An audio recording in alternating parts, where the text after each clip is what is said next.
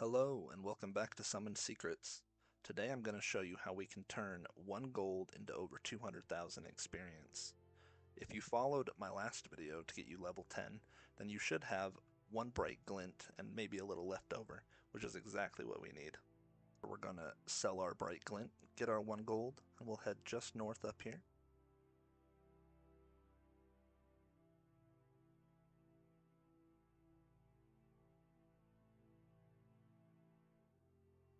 Up here we're going to speak to the outcast. He's going to ask us for money. We'll give him the 1 gold, and we need to make sure that we tell him that you did what you had to do.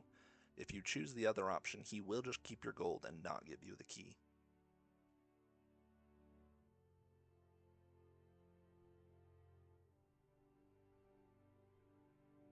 After we have the key, we're going to go ahead and head up the cliffs in Lion's Hold.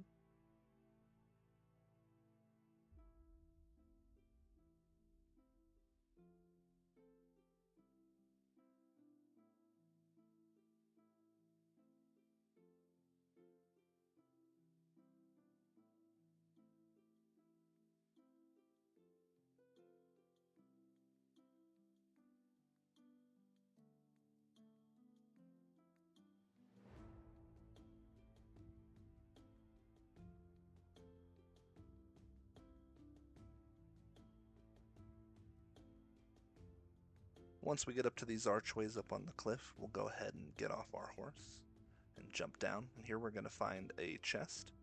This is the chest that we're going to open with the rusty key. Go ahead and open that, and it's going to give us a Court of Cloaks coin. This coin enables us to do a lot of different quests throughout the game, but the ones we're worried about today are the Plunders. To begin the Plunders questline, we're going to go ahead and head to Winstead.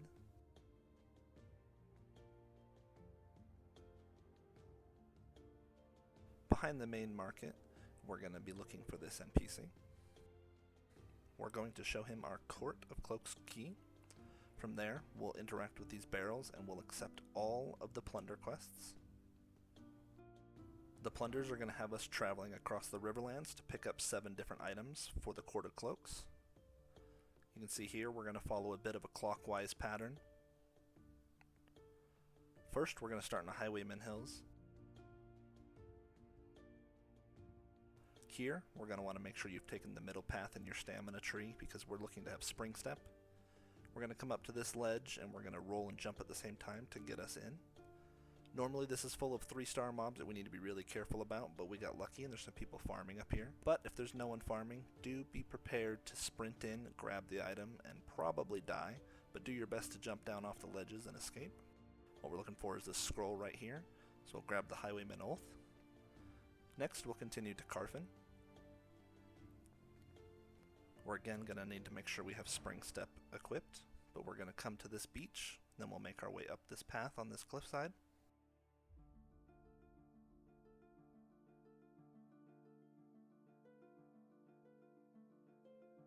Normally there's no mobs for this first part, but we had a bit of bad luck with some being bugged, but that's alright, we can just roll jump across here.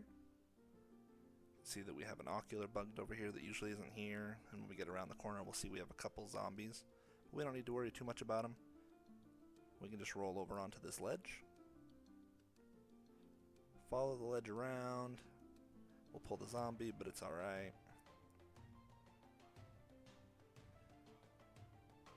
We're going to make our way up onto this ledge and continue around the right side.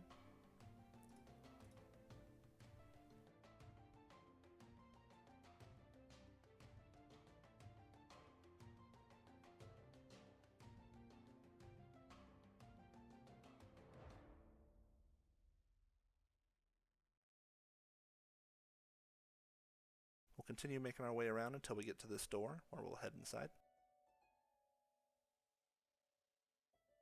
We're going to have to sneak past some enemies here. Whether or not you want to use stealth, if you have that, CC, whatever you have, we just got to get past a couple and jump down into a hole where they should de-aggro on us. So use whatever your class has available. Since I'm a ranger in this video, I went ahead and used my stealth. Keep sneaking our way in, cut across these stairs, and then this is the hole we want to jump down. Make sure you don't fall on this next hole and jump over. And here is our next plunder, the Scale.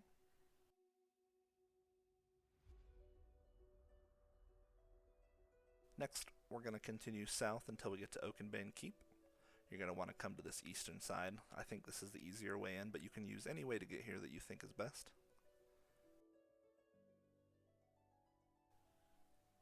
We're once again going to take advantage of some people farming to get around a few mobs.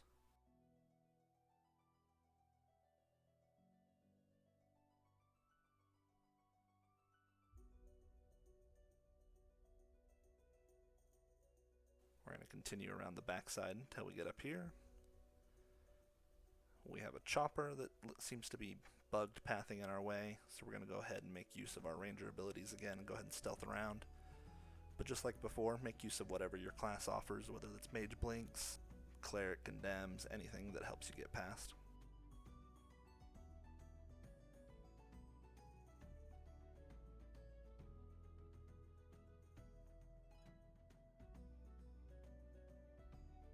Once we sneak up through, we're going to want to stay to this right side. We got seen once, but that's alright.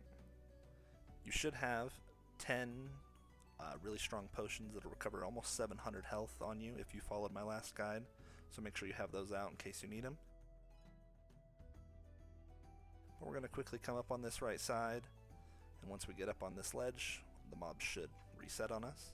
There's a whole bunch of things here that get in our way, but what we're after is the item right in the dead center. You might have to play with your camera just a little bit. But once we get there, we'll go ahead and grab the Statue of Gom. Next, we'll do an easy one. We'll just head over to the Briarmoor farms. Once we're in the farms, we'll go ahead and just head to this building over here. We'll just grab this chest and we'll get the Briarmoor Taxes.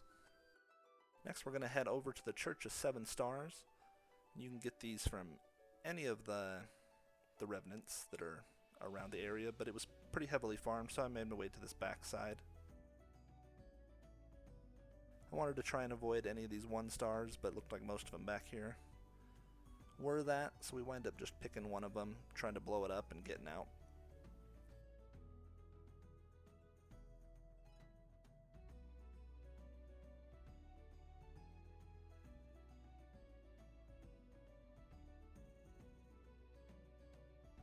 Drop rate on this is really high, so I can't imagine you'll have to kill more than maybe 2 or 3.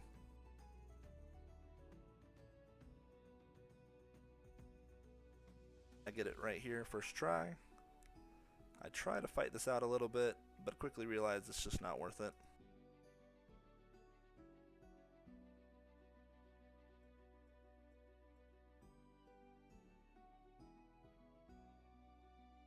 So we just go ahead, we pick up our Helm of the Stormrazer and get out. Next, you're going to head just north of the Hideworks over by Lion's Hold. We're going to be climbing up this mountain looking for the Starchart. We're going to try and avoid these wolves. 1 or 2 is fine to fight if you end up pulling them. Just try to avoid pulling whole packs. Let's go ahead and continue up this path. Come over here on our left and make our way up these rocks. We'll keep climbing up, making our way around. Once we get all the way to the top, there's going to be a dead body here. You'll want to interact with the left interact and search the body. That'll give you the Starchart. And for the last one, we're going to head over to Steel Bloom. This one's also pretty scary, but we should be able to get in. You might not make it out on this one, as you'll see later. I definitely don't, but as long as we get the item, it was well worth a death or 2. We're just going to come through and not worry too much about marauders, as they can't keep up while we're on our horse. We'll go up this left side, climb these stairs.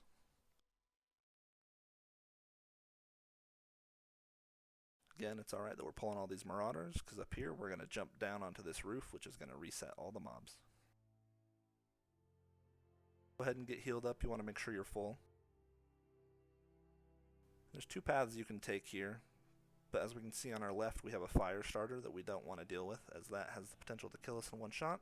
So instead, we're going to come around here, and we'll see there's a big hole carved out of this wall. Looking in, it looks like we just got a cleric, maybe a marauder in there, so we're just going to go ahead and jump down in the hole. Come around this corner. I'm going to grab the painting off this untextured broken painting. Try and get out, but chances are you're going to wind up like me and die. But that's alright, we don't have anything on us. Once we're done, we'll head back to Winstead. See, we don't have any glint here. We'll go ahead and interact with the chest and start reaping our rewards. You can see we're quickly gaining XP. Already level 11, and we've only turned in 2. Keep it going. And just like that, we picked up more than a level's worth of XP as we almost got to level 12. You can also look in your inventory. We'll go ahead and condense all this glint, and you can see not only do we have our bright glint back from before, but we even have a little bit left over to help us out. So this was a quick, easy way to turn a gold into a little over 200,000 experience in about an hour. If you found this video helpful, go ahead and like and subscribe, as I'm going to be posting a lot more videos on quest guides in Ashes of Creation. And if you want to join my Discord, you can check it out. I'm going to be posting written guides for all the videos that I do. Thanks for watching, and have a good one.